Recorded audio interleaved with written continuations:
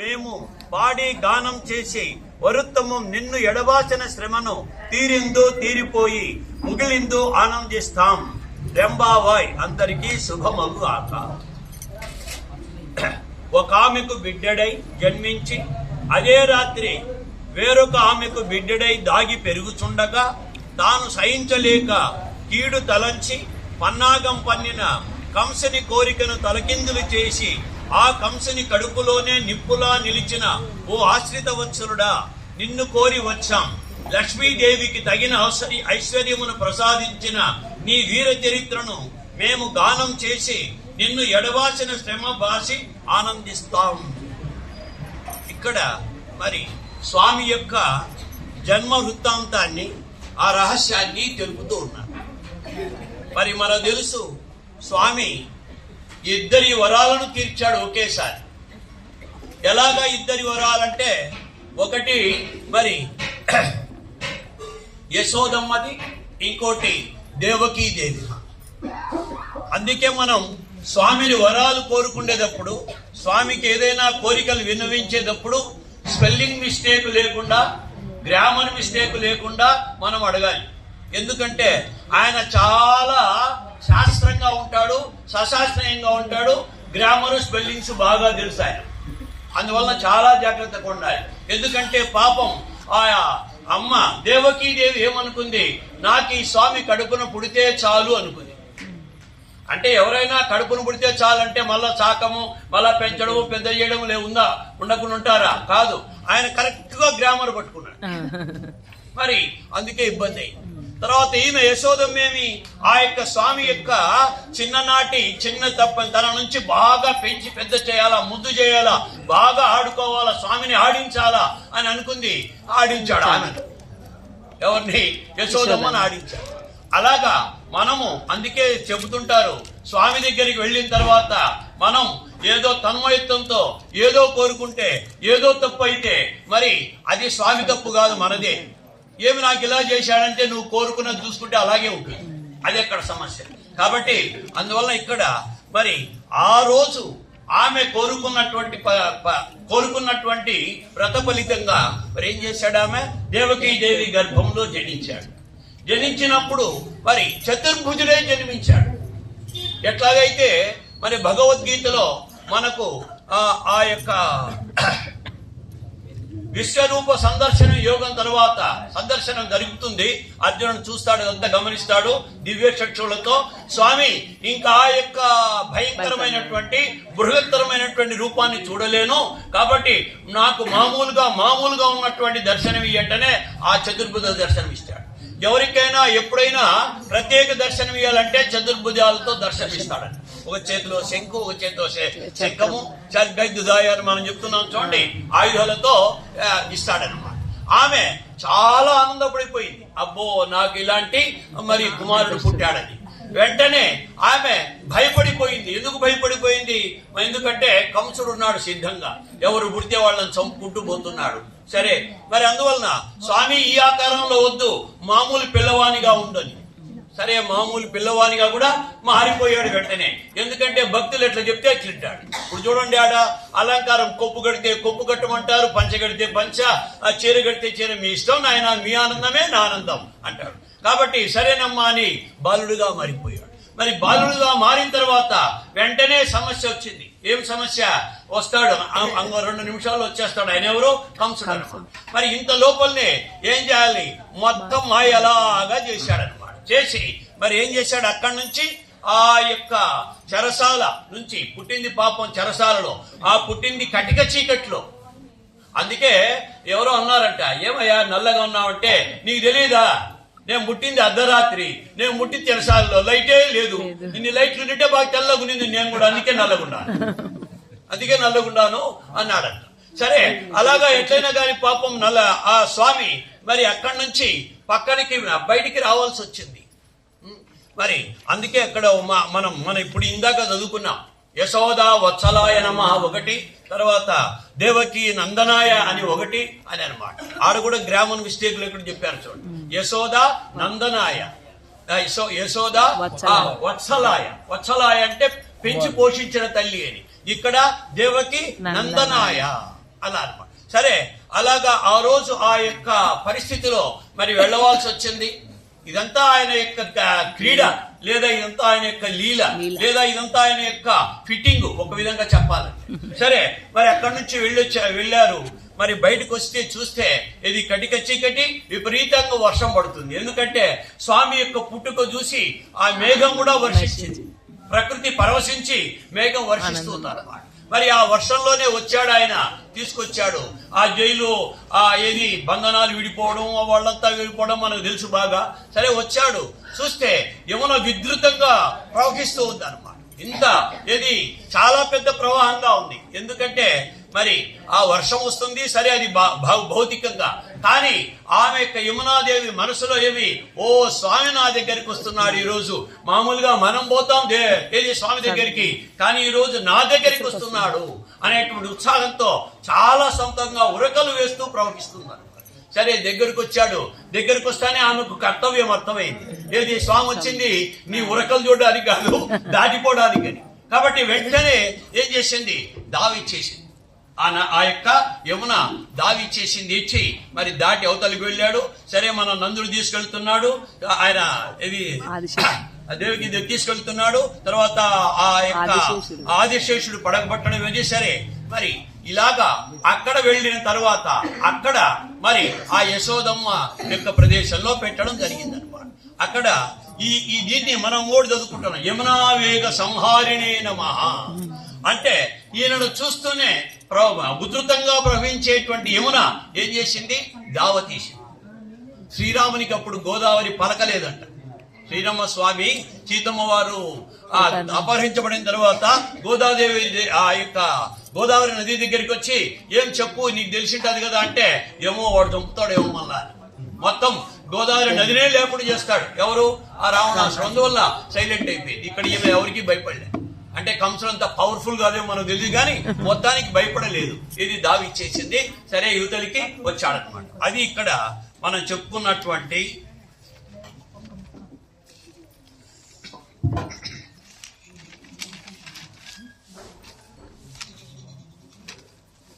ఒరుత్తి మగనాయ్ పిరందు, అది ఇక్కడ అర్థం. అంటే ఇది ఒక చోట జన్మించి ఇంకో చోట పెరగడం, అది ఆయన యొక్క లీల అని చెప్తుంటా అన్నమాట. పాపం ఆయనకు అన్ని కష్టాలే, ఇక్కడ పుట్టిన చోట ఉండకపోయా. సరే, ఆయన కష్టం, సరే, ఆమెకు కష్టమే. ఎక్కడ అందరినీ ఏడిపించాడంటారు. ఎందుకు, పుట్టి ఆమె నేర్పించాడు, పెరిగి ఈమె నేర్పించాడు, కలిసిమెలిసి తిరిగి గోపికలు నేర్పించాడు. తర్వాత ఆ యొక్క ఏది ద్వారకలో ఉండి ద్వారక వాళ్ళని నేర్పించాడు. ఎందుకంటే శాపం వచ్చినా ఏం చేయలే. తర్వాత ఇక్కడ పాండవులను అడవులకు పంపించి ఎన్నెన్నో కష్టాలు పెట్టాడు. చెప్పాలంటే అన్ని ఆయనే ఉన్నాడు అనుకుంటే. మరి అలాగా ఈ స్వామి నోముకులంగా వచ్చినా కూడా మొత్తానికి ఆమె అనుకున్నట్టుగా మరి ఆ పని చేశాడనమాట. అది ఒరుత్తి మగనాయ్ పిరందు. తర్వాత ఓరిరవిల్ ఒరుత్తి మగనాయ్, అదే రాత్రి మరి ఎక్కడ చేరాడు, కటిక చీకట్లోనే అమ్మ దగ్గరికి. గర్భ సంజాత పూర్తి అయిపోయింది. ఆమె యొక్క ఏది వరం ఏదైతే ఇచ్చాడో, ఆమె కోరిక ఏమైతే కోరిందో ఆ గర్భ సంజాతం పూర్తి అయింది. ఆడ నుంచి మళ్ళా కదిలి మరి యశోదా వత్సలాయ నమః అది తీర్చాలి. మళ్ళా ఆయన పని అది తీర్చాలి. మరి కాబట్టి ఆ నదిలో నుంచి రావడం, తర్వాత ఇక్కడికి రావడం, మరి ఇక్కడ ఆమెను తీసి ఈ యొక్క స్వామిని పెట్టడం, ఇవన్నీ మనకు అందరికీ తెలిసినటువంటివే. మరి అలాగా ఎవరికి పట్టుబడినటువంటి స్వామి ఎవరి చేతిలో చిక్కాడు, ఈ యశోదమ్మ చేతిలో చిక్కాడు. కారణం ఏమంటే మరి ఎంతో మంది ఋషులు పాపం ఏది ఒంటికాలి పైన చుట్టూ అగ్ని పెట్టుకొని, తర్వాత నీళ్లు అన్నం తినకుండా, నీళ్లు తాగకుండా, కేవలం పత్రాలు తిని గాలే భోంచేసి చేసినా కూడా రావడంలే, కనిపించడంలే. ఏదో కనిపిస్తే ఉపాధి కనిపించట్లా వెళ్ళిపోతాడు. కానీ ఇక్కడ యశోదమ్మకి ఏమిటి, ప్రతిరోజు ప్రతి క్షణము కనిపించాడు. మరి ఆమె యొక్క నోము అలాంటిది, ప్రతి క్షణము కనిపించాడు, ప్రతి క్షణము. అందుకు ఇంకోటి ఏంటంటే ఆయనకు పాపం తల్లి తండ్రి లేరు.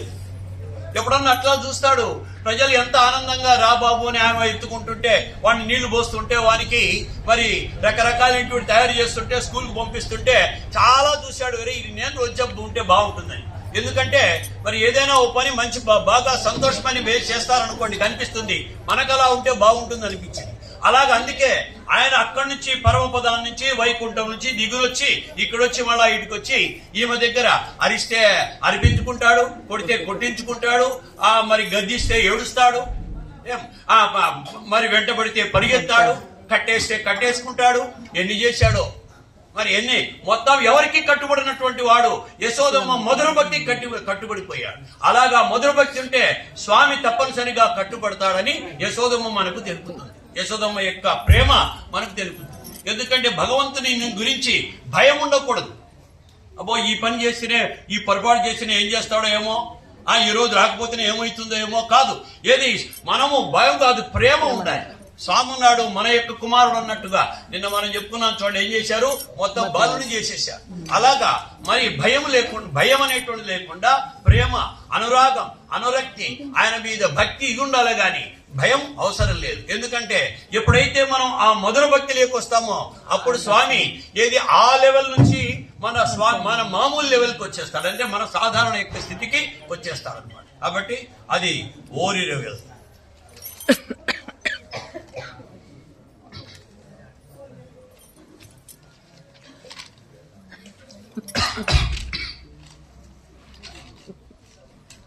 తర్వాత నెరుపెన్న అని ఇంకో మాట వస్తుంది. ఏంది నెరుపెన్న అంటే కడుపులో నిప్పు పెట్టిన కంసుడు.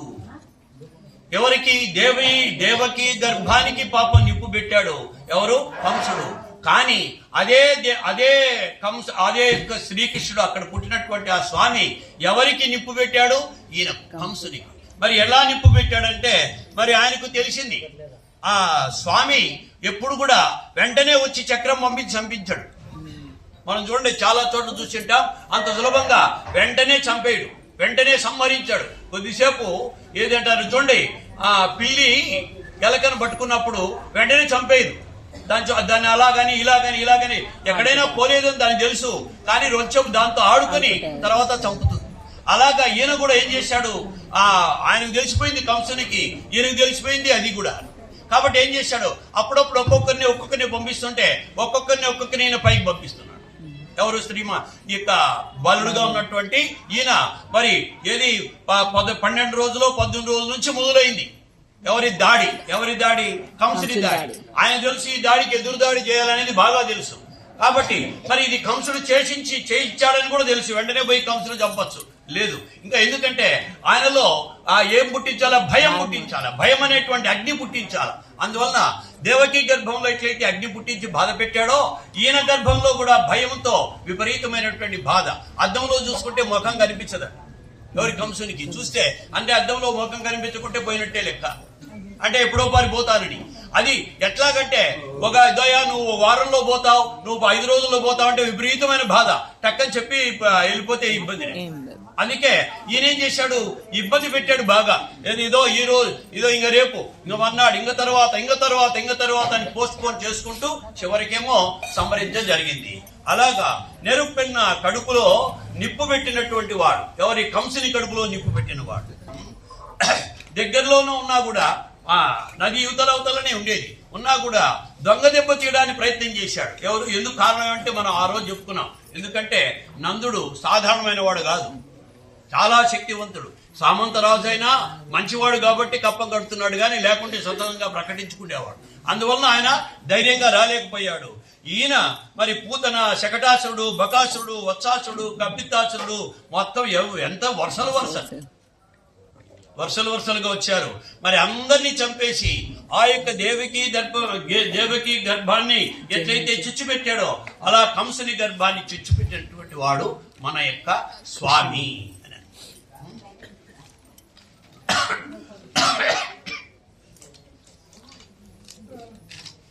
తర్వాత నెడుమాలే అని ఒక మాట వస్తుంది. ఏంది నెడుమాలే అంటే ఆశ్రిత వత్సలుడా అంటే ఎంత మరి స్వామి యొక్క గుణం ఉన్నదంటే ఇది ఎవరైనా ఆశ్రయించితే వారిని ఏం చేస్తాడు, బాగా ఆశ్రయం కల్పిస్తాడు. మనకు తెలిసే ఉంటుంది, వానరుల్లో మరి సుగ్రీవుడు ఆయన్ను ఆశ్రయించాడు. ఆశ్రయించి ఏమయ్యాడు? రాజు అయిపోయాడు. ఆ యొక్క వానర రాజు అయిపోయాడు.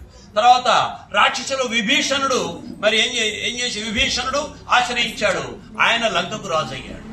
మరి తర్వాత ఈ ఆంజనేయ స్వామి ఆచరించాడు మరి ఎక్కువగా ఇంకేమైంది దేవుడే అయిపోయాడు.